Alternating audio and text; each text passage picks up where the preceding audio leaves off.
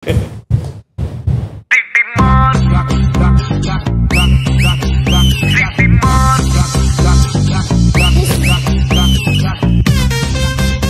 aku Safra Syam dan nama aku Tengku Nas. And welcome to the 3 by Show. City Man, City Man, City Man, City Man, City Man. Or lease.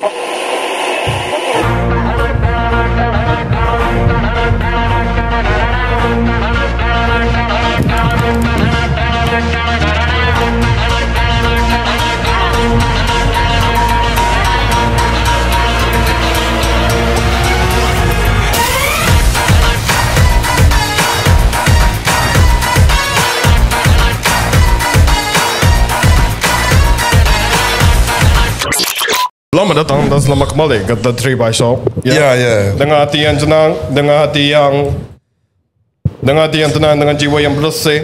Ya. Selamat Hari Adha kepada semua. Ya. Dari kau paket kau macam siapa ni? Ya, saya Dr. Fazila Kamsyah. Ya. Oh, Masya Allah. Ya, Masya Allah. Ya. Selalu tengok kat TV ni, tengok depan muka. Ya. 2 ronok, 3 ronok. Dah beronok-ronok. Tak ada, asal Dr. Fazila Kamsyah ni macam kembang sikit Ya. Maklumlah tak diet. Tak diet hari ni. Ingat kena pukul bengkak ni. Okey. Apa khabar Safras? Alhamdulillah. Selamat Hari Adha. Yes. Ya. Same to you. Ya. To all the Muslimin and Muslimat out there. Ya. Jangan lupa sembahyang Jumaat dan sembahyang Hari Raya Aidiladha. Ya. Kadang-kadang dah sembahyang Jumaat lupa ya nak pergi sembahyang Aidiladha. Tapi Aidiladha Saturday. Ya. Okay. So bro, today is a very special episode. Okay, amidst all controversies, okay, hari kita punya episode is a bit more spiritual. Lebih human lah. Lebih human. Lebih manusia. Kita lebih kembali lagi. berinsan. Ya. Bukan non-insan tapi Anura. Okay, so today kita punya guest is Ustaz. Is an Ustaz. Ya. Okay, Ustaz mana kau tanya? Ustaz mana? Ustaz Amir. Assalamualaikum Ustaz. Assalamualaikum Ustaz. Waalaikumsalam. Apa khabar Ustaz? Alhamdulillah, I'm good. How about you guys? Alhamdulillah Ustaz. Nampak ketik-ketik tadi. Apa dia? We are doing well, Alhamdulillah. Okay Ustaz, terima kasih kerana sudi menerima jemputan kami. Ya. To be on our guest. Okay, so just a back story lah. Macam mana kita boleh kenal Ustaz Amir ni. Okay, so dulu bila aku pergi umrah back in 2022, Ustaz Amir is one of the pegawai lah. Ya. So dia yang bawa kita from Singapore to Mekah and Madinah lah. Masya Allah Ustaz. So I keep a close contact with Ustaz. Follow him on Facebook, Instagram. Sekarang dia ada TikTok Dia showcase dia punya classes lah online. Ustaz. Makin high tech Ustaz saya tengok. Alhamdulillah. This is one of the way of we are doing dakwah lah. Ya. This modern days. Ustaz dekat sikit lagi Ustaz. Dekat lagi Ni lagi clear. Wow. So I mean we gotta go with the modern times kan. Correct. So Ustaz, I just nak tanya Ustaz lah, like how has it been like macam for you teaching like macam agama classes and all that? Okay, so far Alhamdulillah, so far so good. I have been doing this since the last 6 years lah. Masya Allah. Okay, 6 years. So Alhamdulillah, we have a lot of classes here. Masya Allah. Some are paid and some are free. So that is one of our way to contribute to the society lah. Understand. To give back lah. To give back, yes, correct. To give back to society. Understand. Meraihkan sempena Hari Raya Haji ini, saya ada beberapa soalan lah. Saya nak tanya Ustaz. Alright. So macam as we all know Haji is one of the 5 pillars in Islam. And we'll be celebrating it tomorrow, which is on the Saturday lah. Ya. Correct. So we have decided to talk about Hajj for this special episode, and to know more about its significance and its meaning lah. Okay, and also to macam kata orang apa tu, gain further knowledge, and also to educate people who are less knowledgeable about Idil Adha lah. Okay, so Nasir, do you want to start with the first question? Yes Ustaz, saya ada soalan-soalan yang meragu-ragukan di hati saya dan di otak saya ni Ustaz. Tengok badan macam cekik wagyu. Bukan beragu-ragu. Jangan. Ni idea dah ni. Kau sepatutnya minta maaf dengan aku. Minta kambing, makan kambing. Ustaz, so soalan yang saya nak tanya ni adalah, kita adalah podcast yang kontroversi, di mana ramai yang tak suka lah dengan apa yang kita hujah-hujahkan, apa yang kita menanyakan soalan kepada para guest kami. Oh, para guest. Para guest. Tetamu. Para tetamu. Forget about the word. Forget the word. Sorry, faham. Soalan saya nak tanya adalah, adakah hukum menghandlekan kontroversi ini? Hukum menghandlekan kontroversi, contohnya macam mana? Okay, so kita Give me one example lah. Understand. So kita ada episod di mana kita ada Kak Queen, ya? Yes. Ya, Kak Queen menghujah-hujahkan situasinya. Kita bukan cakap bolehlah cakap kita kepo tentang situasi-situasi yang terjadi hari itu. Kita curious lah apa jadi. So dia menceritakan cerita dia, at the same time it became a controversy lah. Yes. Yeah. Okay, I see. It sparked some controversies and hatred. Kira kita dapat that macam negative shade, that negativity sikit lah. So cara apa tadi, Kak Queen Ya, saya. So cara dia ceritakan kongsikan dia punya stories, is it more to mengaibkan dia atau memalukan dia? No, it's more to speaking what actually happened. Yes. Yeah, the truth lah. The truth, the yes. facts. Sometimes the truth hurt. So not everybody can accept the truth. But we want the truth lah. Correct.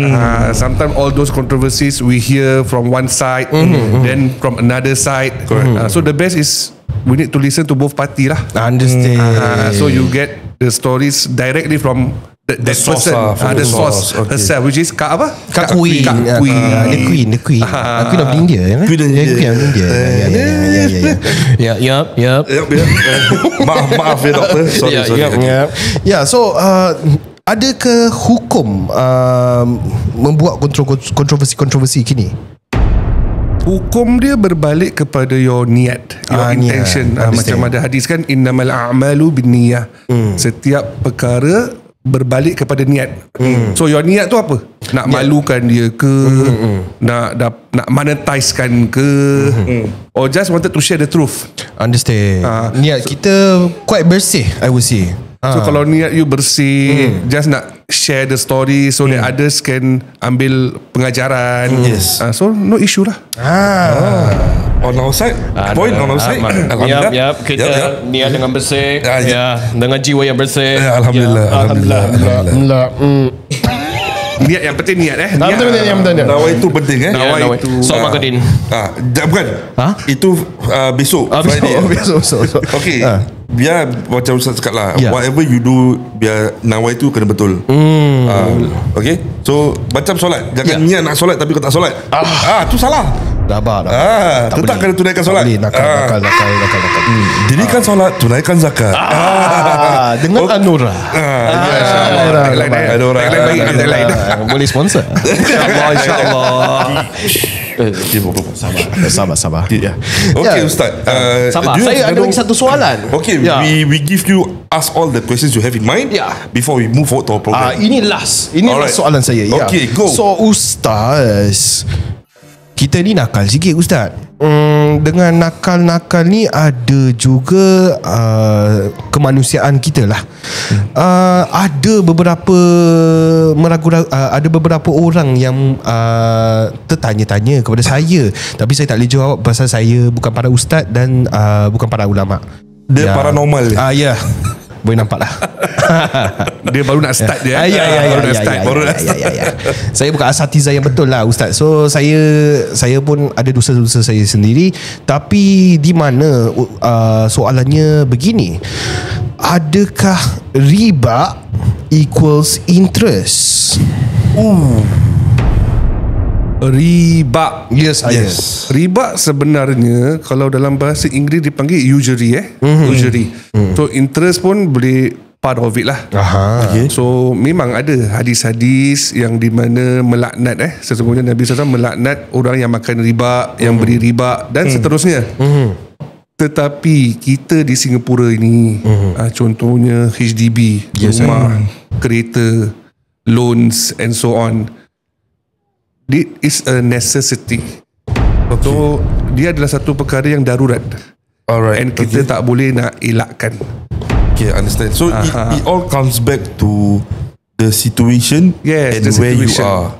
And actually I do have some friends yang so-called tak nak amalkan riba, and up till now dia tak beli rumah.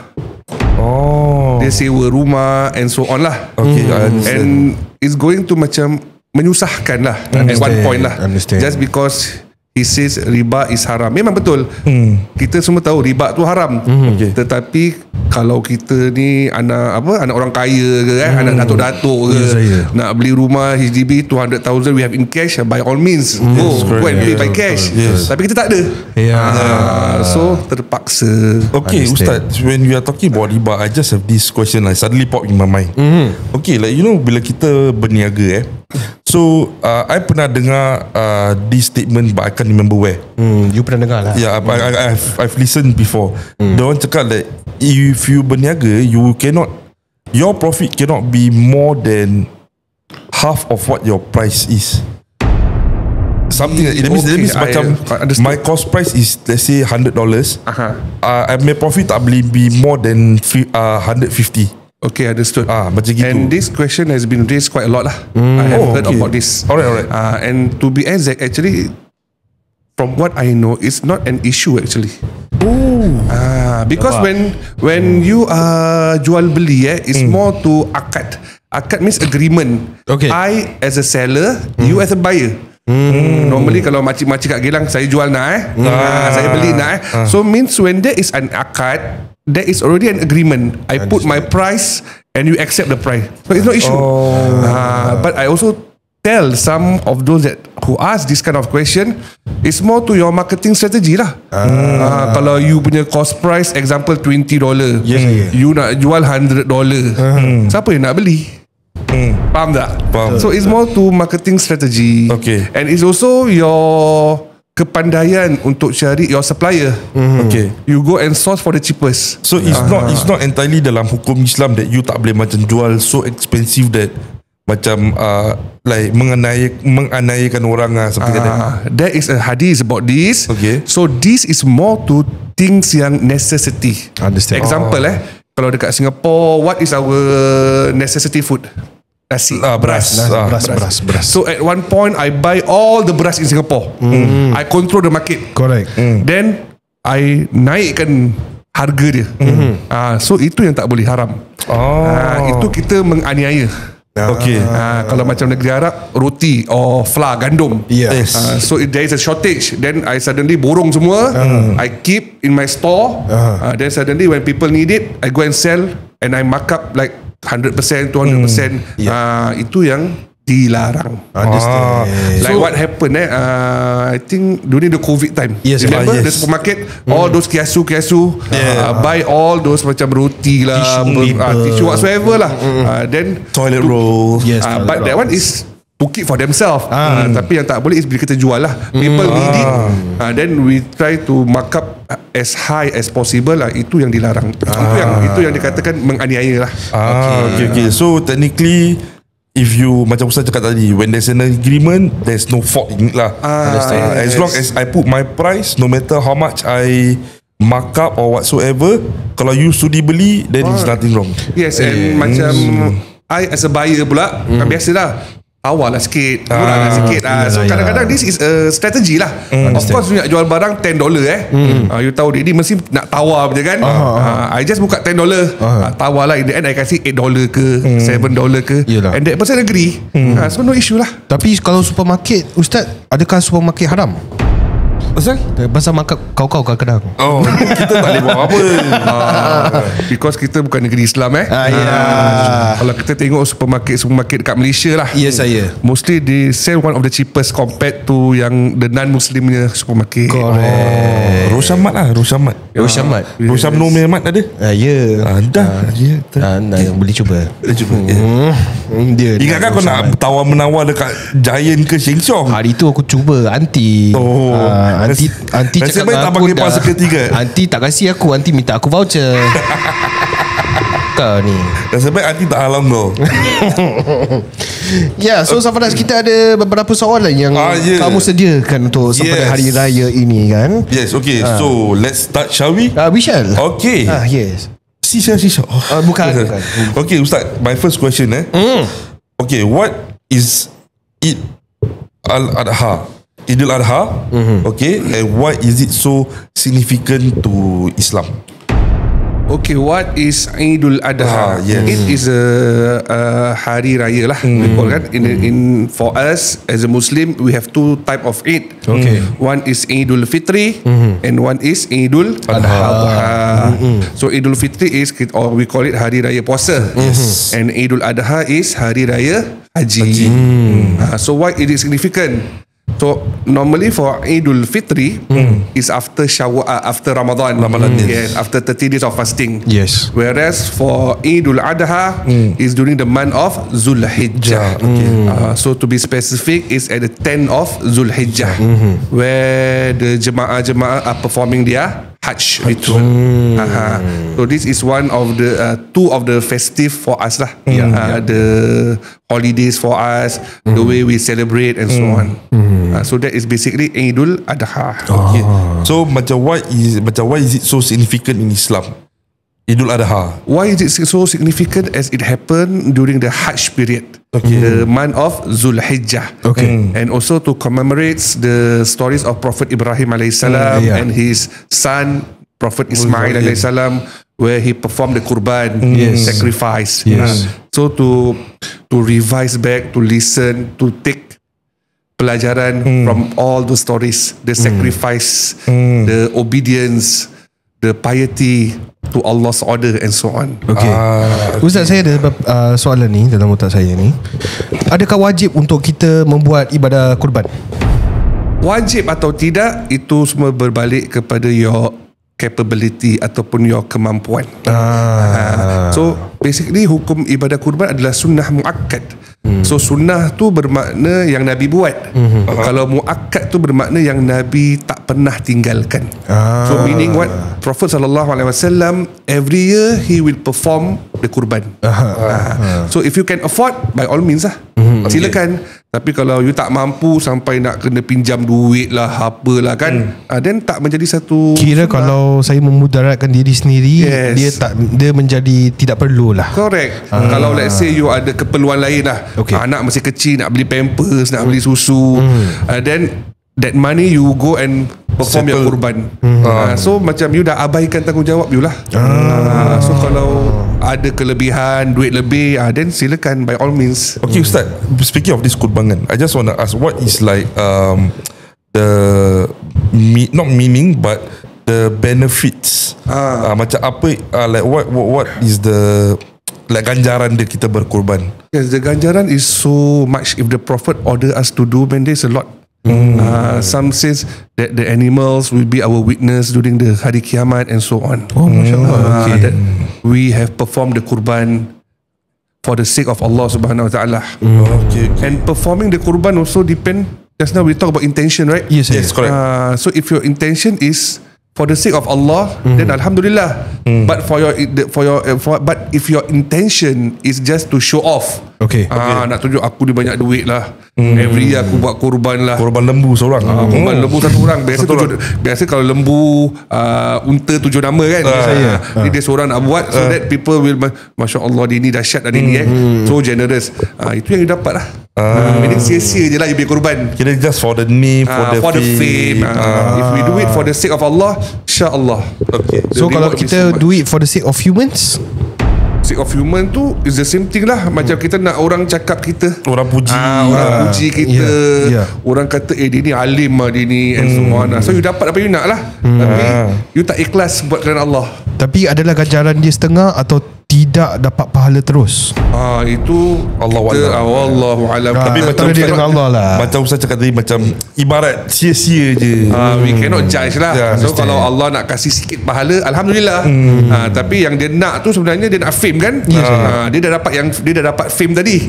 Orang cakap pasal dia, orang cakap dia ni masya-Allah bagus, kaya, tolong orang. Dia dapat tu, itu dia dapat lah. Tapi for the pahala, wallahu alam. Bisa Dr. Fazlan. Okay, Ustaz. Is it true that Idul Adha has more significance than Idul Fitri, and that we should be more celebratory about Idul Adha? Understood? This is more on tradition. Basically, ulama has stated both have the same significance. Okay. Cuma kita ni adat lah. Orang Melayu ni biasa hari raya puasa. Idul Fitri dia punya celebration Masya Allah sebulan Bila hari raya Idul Adha pula sebalik. Satu hari kadang-kadang tak celebrate pun. Betul. Different from the Arab. Kalau Arab pula that's why I've noticed. That's why the Arab they are more on Idul Adha. Yes. Macam that time I ada belajar kat Mesir lah. While I was taking my degree. So kawan-kawan kat Mesir semua bila sembahyang hari raya terus balik tidur. Macam nothing to them. That is their tradition. But bila Idul Adha diorang punya celebrate Masya Allah. So diorang lebihkan Idul Adha daripada Idul Fitri. Betul. Dan kita pula Melayu lebihkan Idul Fitri daripada Idul Adha. But sepatutnya kita kena sambut dua-dua lah. Because itu adalah hari yang special for us Muslim. I see. Alright. So you nak ask me? Actually aku ada soalan lagi. Aku nakal. Go. So I would say that clarifying things. Idul Adha would be much more bigger in the Arab, whereby Idul Fitri is much more bigger for us in the Asia or Singaporeans, right? Tapi Ustaz, kalau kita macam mana cakap Ustaz, adakah hukum antara untuk sambut dua-dua? Macam to go over the top, maksudnya melebih-lebih. Yes. So in Islam there is a guideline lah. Okay. For us, whatever that we do it moderately. Jangan terlampau. Kalau kita biasa orang Melayu kalau kita kata hari raya Idul Fitri, sofa baru, langsir baru, semua nak baru. Betul. To the extent baru. Itu bahaya tu. Jangan bini baru. Saja gurau. Isteri aku kat sini. Jangan apa, nanti kita buat kita. Jangan. Betul. So I say just now, to the extent jangan sampai membazir lah. Kadang-kadang sofa tu last year baru beli. This year nak beli lagi. Kan dalam ayat Quran dia kata orang yang membazir itu saudara syaitan. Andai. Biasa. Anak murid. Boleh nampak lah. Itulah macam when you say about when you say about macam membazir and all this, you know, sometimes kita nampak macam like, you know, okay, they might have money, okay, tapi macam, you know, like kita tengok orang seberang ke, orang kita like berpasang-pasang baju, satu hari setiap hari tukar baju raya gini. So I mean, it's correct, to each their own. Diorang ada duit, diorang boleh beli. Tapi like macam we always tend to forget about amalan membazir ni adalah kawan syaitan. Yes lah. So we need to remind lah to whatever it is. So even though membazir tu to what extent, to some baju kalau 4 is still okay. Contohnya 4 pasang, tak membazir. Tapi for men lah, normally kita punya baju 1-2 je kan. Kalau minta 3 ke 4 pun dah kira macam tak nak pakai lah. Dah banyak sangat lah. But for ladies orang kadang-kadang 5 pasang pun tak cukup kan. So the membazir pun define individually lah. Okay, Ustaz, berbual pasal membazir ini, saya pun nak tanya tentang stres. Adakah haram untuk stres? Haram. Stress is just a feeling. Correct. Okay. The most important part is how we overcome it. Correct. Understand. Kalau you stress, lepas tu you buat benda-benda yang haram. Contohnya ada orang stress, kalau non-Muslim lah, stress dan pergi minum arak, alkohol, main judi, dan tak boleh lah. Saya kalau stres minum air Zam-Zam, Ustaz. Masya Allah. Daripada Mekah. Tabarakallah. Yep. Dengan niat yang baik, jiwa yang bersih. Alhamdulillah. Kalau stres, kita sebagai orang Islam kan, dalam ayat Quran ada ala bizikrillahi tatma'innal qulub. Berzikir. So kalau kita stres, kita zikir kepada Allah. Dan dengan berzikir kepada Allah akan tenanglah hati-hati. Amin. Alhamdulillah. I mean that's why they always say, kalau macam we are feeling like sad or down, they always like macam tu mengucap istighfar, and then to always like macam zikir. Sebab pasal dia cakap like zikir ni adalah makanan roh kita. So when we feel that kind of thing, sometimes it will affect our soul. Okay. Betul. Yes. So speaking Papa of faham Zul Faham. So Ustaz, speaking of stress tadi, kita sudah clarify that it is not haram to be stressed because it is just a feeling. Yes. Okay, but right now, is overthinking haram? Overthinking. Example of overthinking, kita say macam saya ada saya ni suka, okay, saya ada anak, saya ada isteri, saya ada nak menjalankan tanggungjawab saya sebagai suami, sebagai bapa dan sebagai anak mak saya.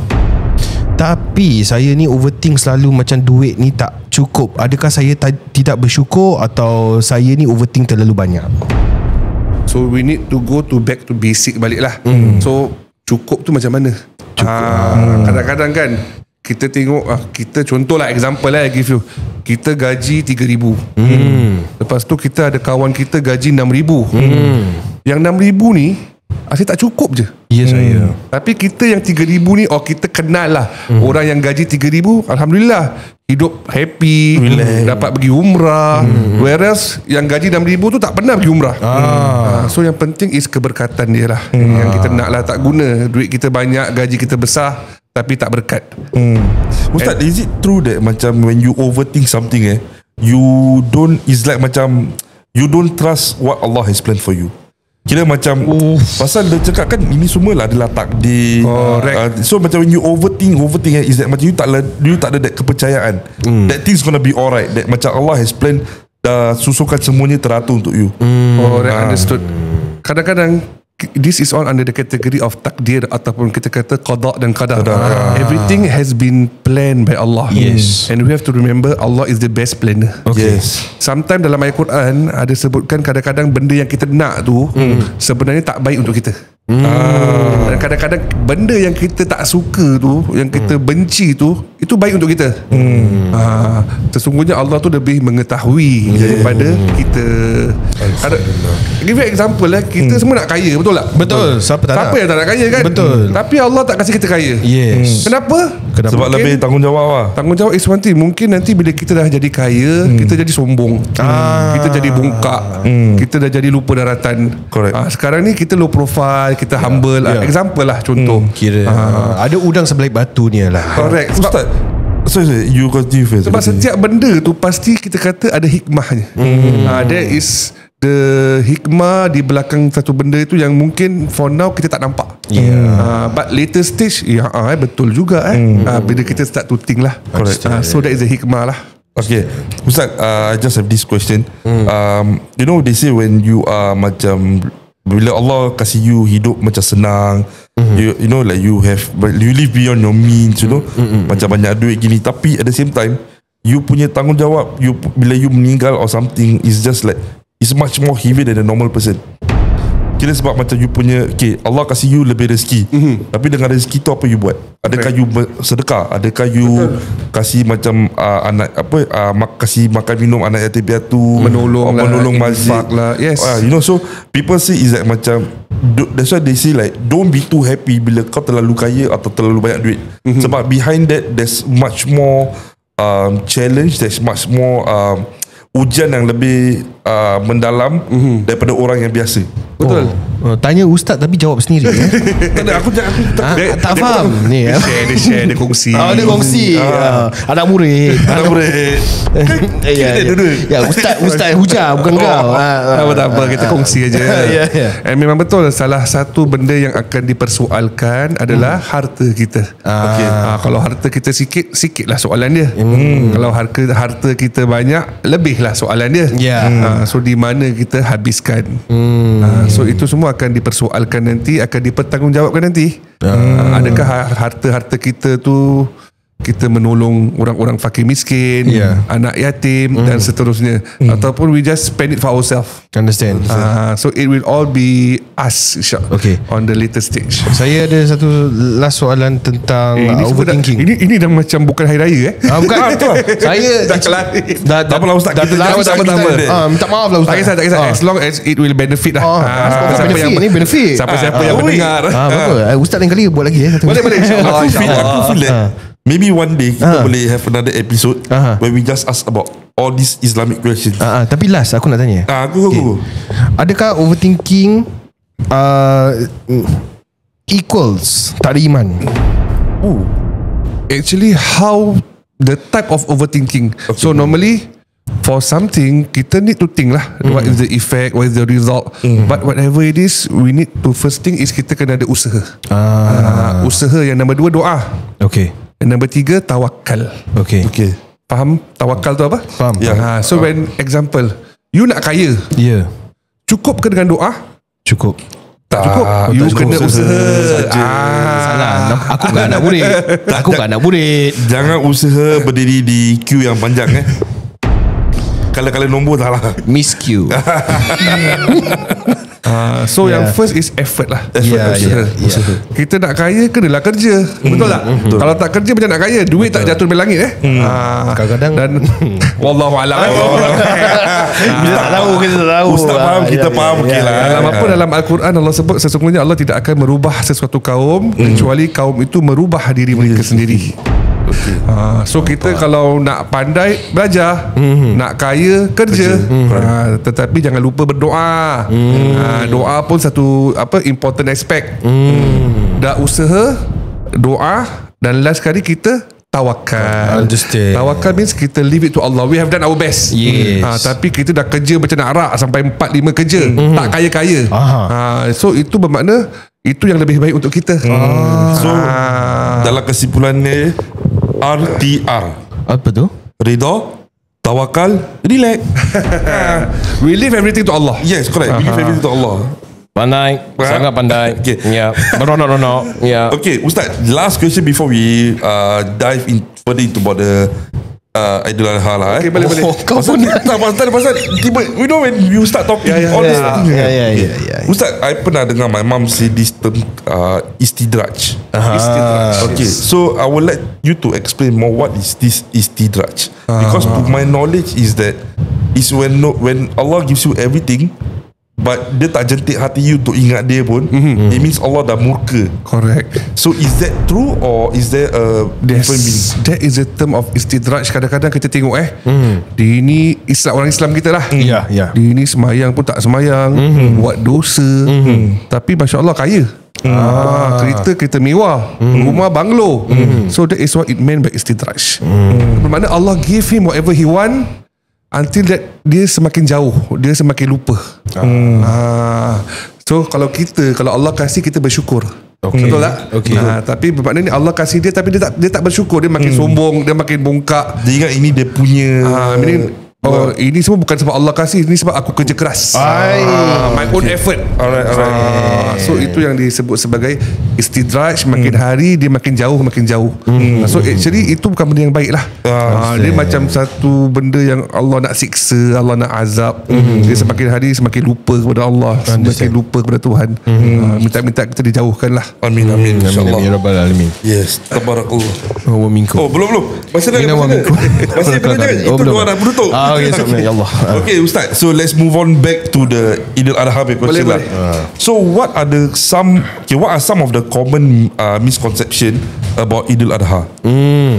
Most common misconception. One thing yang I boleh share is the Hajj ritual. Because normally for us, dekat Singapore ke dekat Malaysia ke nak pergi haji mesti sebulan. Mesti lama lah. Yes, correct. But actually to perform Hajj you only need about 5 or 6 days. That is what the Arab are doing lah. Meaning yang kita ni orang Asia kadang-kadang sebab apa kita dah jauh. So once we are there, might as well kita extend our days and we do all the umrah and so on lah. Understand. But normally for the Arab yang dekat Mekah ke Madinah ke 5 hari dah settle. So after 5 days then they go back to their own houses. Kira macam pergi KL balik gitu ya, holiday. So yang kita nak kongsi sikit yang important ni apa? Yang first is hari Tarwiyah. Hari Tarwiyah is on the 8th of Zulhijjah. Where the jemaah is preparing themselves. Understand. The next one is 9th of Zulhijjah, which is hari Arafah, wukuf. And then the 10th of Zulhijjah is hari Raya. And then 11, 12 and 13 is hari Tashrik. Tashrik, yes. Ni yang tak boleh berpuasa kan. So kalau betul-betul the 10th of Zulhijjah, 11, 12 and 13 hari-hari yang diharamkan kita berpuasa. After hari Tashrik, dah jadi haji dah. Understand. Okay Ustaz, saya nak tanya Ustaz, ada beberapa soalan tentang puasa. Adakah puasa pada hari ini, esok itu saja atau hanya esok saja puasa? This is one of the good question lah. Biasalah. Ada hadis di mana Nabi SAW mengatakan hari-hari yang terbaik adalah hari 10 hari daripada Zulhijjah. From the first until the 9th. The 9th. And the Prophet SAW puasa the whole 9 days of Zulhijjah. So of course the best is if we can first to 9 lah. That is the first one. Alright. Kalau tak mampu, then mungkin boleh lat-lat first and then second off, third, then fourth off, fifth and so on lah. Meaning we try to fast as much as we can on the first 9 days. The first 9 days. Kalau tak dapat 9, then maybe dapat 5 ke 4 ke, contohlah. And kalau tak 4 pun tak mampu, then we just fast on the 9 of Zulhijjah, which we call it puasa Arafah lah. Puasa Arafah. Okay Ustaz, speaking of puasa Arafah kan, so I just nak tanya, what is like macam the benefits, apalah kebesaran berpuasa sunat hari Arafah ni? Hari Arafah, yes. The hadis, the Prophet SAW said, sebarang siapa yang puasa pada hari Arafah akan diampunkan dosanya yang setahun akan datang dan setahun yang sudah. So for 2 years, your previous years and the following years. Understand. So kita ni dosa banyak. Every second ada je dosa Correct. So siapa yang tak nak diampunkan dosa? Betul. So itu adalah the benefit of puasa pada hari Arafah. Okay Ustaz, saya nampak ni adalah kita punya saudara-saudara yang pasing-pasing message yang macam biasalah mami-mami hantar message. Ada masa-masa tertentu untuk doa pada hari Arafah. Yes. Adakah itu betul timing-timingnya? Okay Ustaz, to chime in also macam how is the best way to spend hari Arafah? The best macam way. kita kat rumah, okay, what's like what we should do, and also to what he said lah, the benefit. Firstly kita jawab pasal masa dia. Kalau the masa is of course waktu jemaah-jemaah haji mereka tengah berwukuf di Arafah. So mereka berwukuf on the night of Zulhijjah, waktu zuhur sampailah maghrib. So kalau tak silap, the timing dekat Singapore kalau kita ikut yang diorang share is about 5 something. Correct. Yes, up until 12:30 because Saudi Arabia is back 5 hours. So meaning kalau kita pukul 5 bermakna sana dalam pukul 12 lebih. Ini zuhur lah. So where the jemaah semua tengah berwukuf. So jemaah time wukuf apa diorang buat? Berdoa, berzikir, bertahmid, baca Quran and so on. So as much as ibadah as you can do.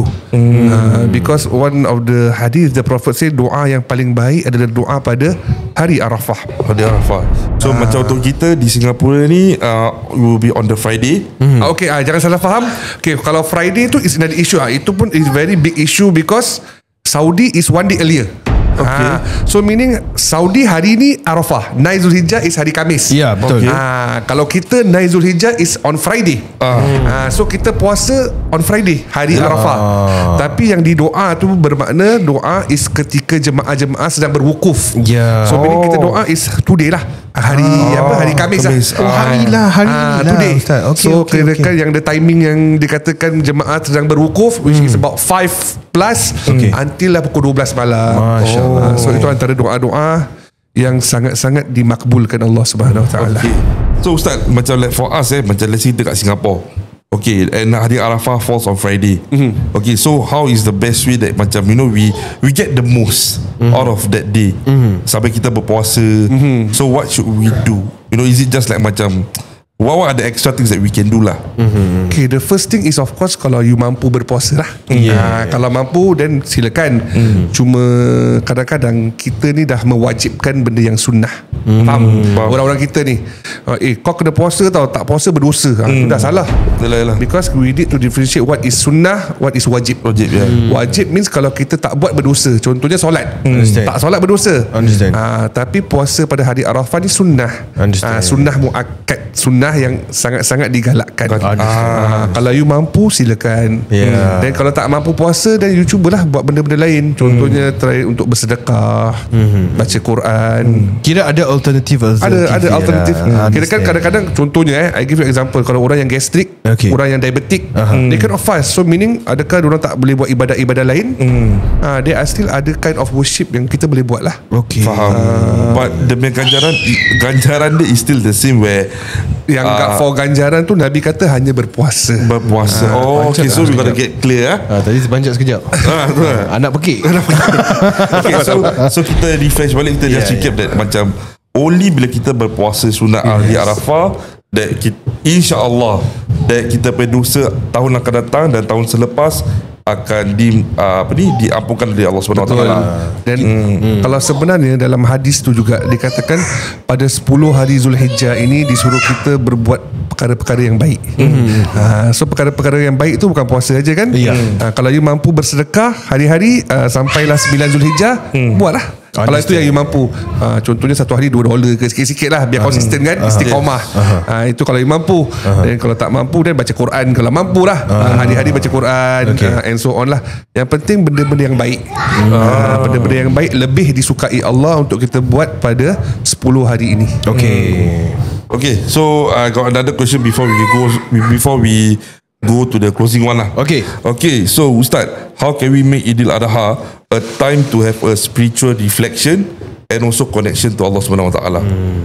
This is very very deep lah, because depend on individual. Anak pun Depend on individual lah.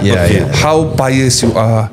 Kadang-kadang to some memang tak ada efek pun hari raya ke hari biasa ke dosa jalan terus. So we try to reflect on ourselves lah, on these special occasions, special days. We try to change ourselves to be someone that is better. Better than we are yesterday, better than we are from the previous year. To be a good Muslim. To reflect ourselves and to doa. So hopefully one day we will also be invited by Allah to go to perform the Hajj. Amin. Because to perform the Hajj nowadays is under the category of affordability. Kemampuan. So kemampuan ni, because Singapore special sikit, dia bukan pasal duit, bukan pasal kesihatan. We also have to overcome one thing, the quota. Yes, correct. Ada waiting list. And the waiting list is not like 1-2 years. I mean, from what I know lah. Kalau lately, kalau those yang baru register, at least 20 years. Masa nampak Adi Putra hari tu kat Umrah. 20 years lama. Yes, because why? Our quota is only about 900 plus, if I'm not mistaken. Pak Arab pergi macam cross sebelah country je. Diorang no issue. Kau tengok Shah Rukh Khan. Shah Rukh Khan baru pergi, dia waiting list lama. Dia bayar premium fee. Okay, Ustaz, so benda lah. So now we are coming to the end of the section. Okay, so I just got one question for you. Okay, how do you prepare and celebrate Idul Adha, and what are your favorite memories of the day? Okay, how we celebrate for you personally? For me, how do you prepare and celebrate? I pun consider as a normal person lah. So we try to be the best lah. Kalau mampu kita buat. So we start off by performing the takbir. So for Hari Raya Haji, we can start the takbir as early as on the 9th of Zulhijjah. So that is what under the category of because in for Hari Raya there are two type of takbir. Okay. One is what we call takbir mursal and muqayyad. Okay. So takbir mursal is after the night itself, the malam raya lah, macam apa, Lepas maghrib lah. Lepas maghrib yang malam raya kita takbir sampai besoknya, sampai kita sembahyang hari raya. Itu yang kita buat during the hari raya Aidilfitri. Dan kita ada pula takbir yang kita kata muqayyad, yang terikat. Terikat dengan apa? Dengan setiap solat. So it start as early as on the night of Zulhijjah, subuh. So meaning kalau kita dekat Singapore, night of Zulhijjah falls on Friday. So the subuh itself, kalau you pergi masjid, dia dah start takbir. So we start off by that lah, kalau mampu lah. Then zuhur pun dah start lah, zuhur, asar, maghrib, isyak. Then sampai bila? Sampailah hari Tashrik. The 13 yes. So kalau you boleh buat, kalau meaning kalau tak pergi masjid pun kat rumah dengan family, buatlah, silakan. Then we try to juga berpuasa lah on the hari of Arafah, and also we perform the kurban kalau mampu, and also bersedekah and so on. We try to do what we can lah, kemampuan lah. Okay, Ustaz. Oh, jam. Baru terlintas satu question. Dah lain kali. Kejap. Ustaz, bila kita buat korban ni okay, dia cakap makruh untuk kita potong kuku, rambut.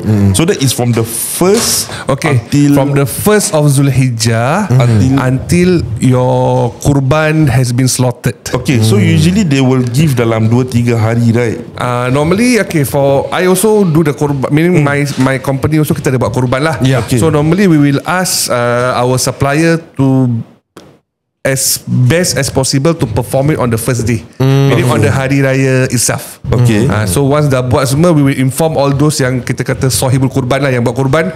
So your kurban has been settled, meaning so whatever yang you tak potong kuku, tak potong, not just rambut, any facial hair, itu semua baru dah boleh potong lah. So that is the time limit lah. Okay. And it is also another thing I just want to share. It is just a sunnah sahaja. It's not a wajib. Orang-orang kita ni dia suka mewajibkan benda yang sunnah. Macam the kurban thing lah.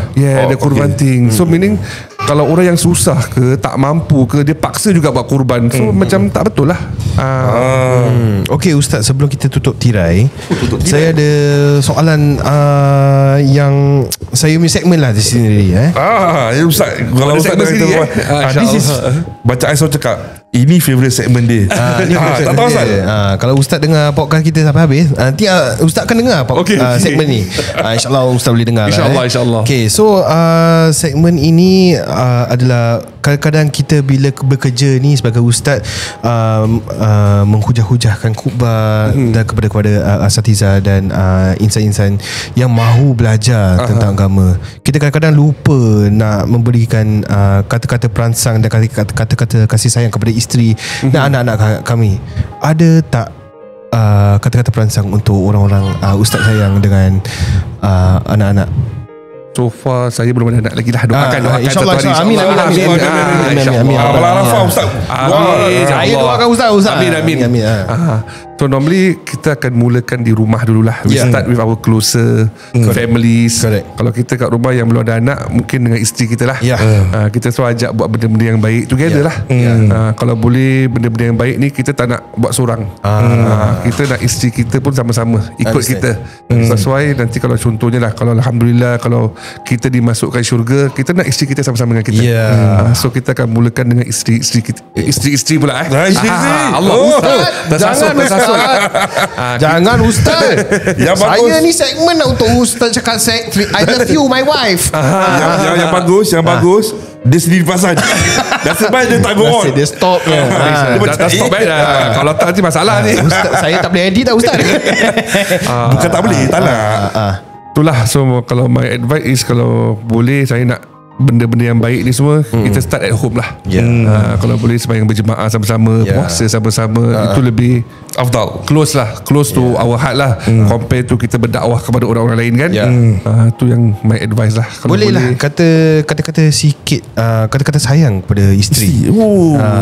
Kata Ustaz Cik Allah, kata-kata sayang saya ni tak romantik sangat lah. Tak apa. Just say whatever you feel in your heart. Pasal kadang-kadang kita jauh dari rumah. Betul. Walaupun dekat di hati tapi jauh. Dekat di hati, jauh di mata kan. So kadang-kadang kita kena ingatkan diri sendiri. Betul. Walaupun kita tak cakap depan-depan di mata, biarlah kata di podcast. 3 baik. Mana tahu dia dengar nanti InsyaAllah. Amin. So what I can say is, saya bukan yang terbaik untuk dia, tetapi saya akan cuba jadi yang terbaik untuk dia. Doakanlah. Amin. I know I'm not the best, but I try to be the best. InsyaAllah. Because nothing in life is perfect. Except Nabi sallallahu alaihi wasallam. Dengan so like compliment each other. InsyaAllah. Kita doakan Ustaz, semoga Ustaz diberikan ganjaran yang lebih besar dalam dunia ini, yang semoga Allah pemudahkan semua urusan. Correct. Dan maju jaya. Semoga An-Nura Academy ni InsyaAllah. maju jaya. Ini tadi kita katakan doa pada hari Arafah ni kan.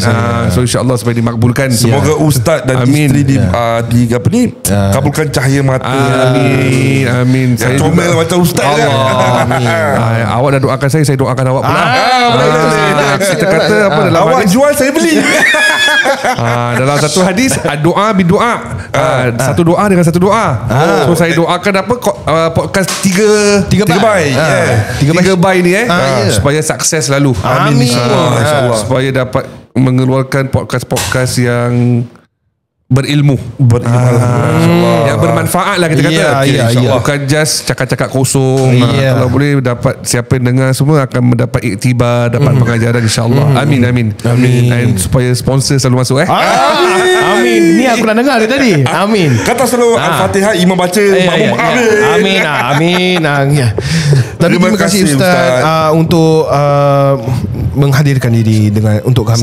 Sama-sama. Kita harap pada hari ini kita harap Ustaz entertain, terhibur dengan kami. Dan kita harap soalan-soalan kami tidak terguris hati. Tidak. Dan saya juga mengharap jawapan-jawapan yang diberi itu dengan ilmu yang tak banyak yang saya ada dapat bermanfaat lah kepada sesiapa yang mendengar.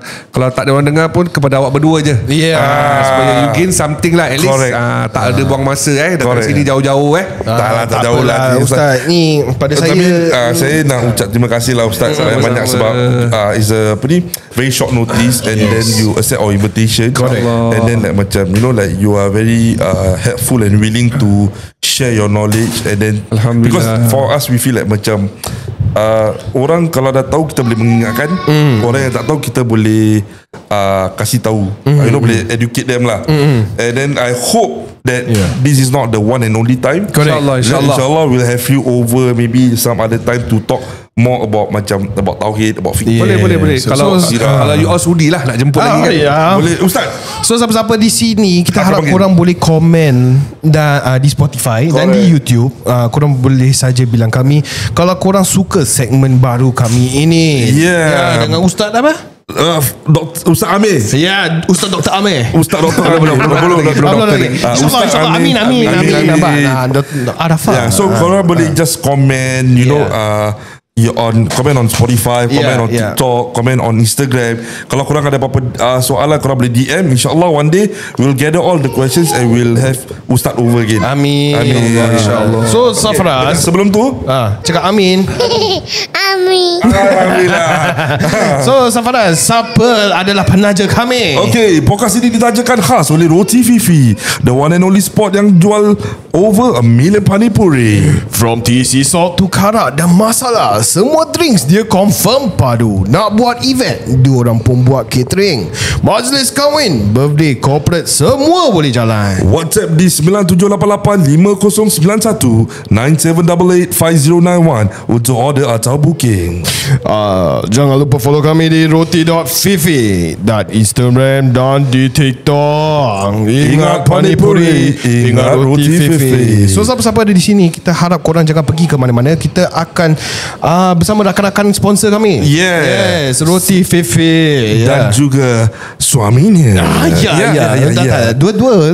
Roti. Orang Roti Fifi, roti satu Fifi satu. Okey. Sekian salam. Okay, so Alhamdulillah. So Safaraz, please wrap it up. Okay, Ustaz, terima kasih one more time, and then we hope to see you again. Okay, to our listeners and our viewers, thank you for tuning to our very special Hari Raya Haji episode lah. Okay, catch us on the next one. Khuda Hafiz. Hafiz.